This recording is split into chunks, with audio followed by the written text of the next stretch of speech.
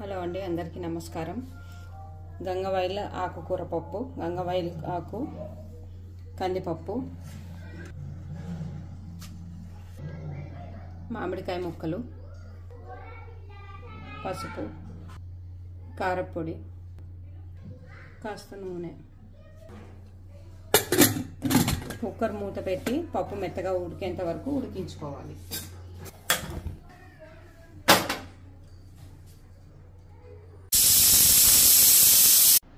మెత్తగా ఉడికిన పప్పుని ఇలా మెదుపుకొని తగినంత ఉప్పు, కొంచెం మంచినీళ్ళు వేసి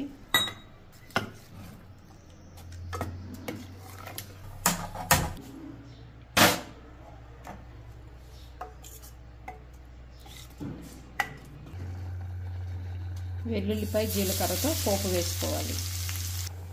ఉడుకుతున్న పప్పులో పోపు కలిపేయాలి.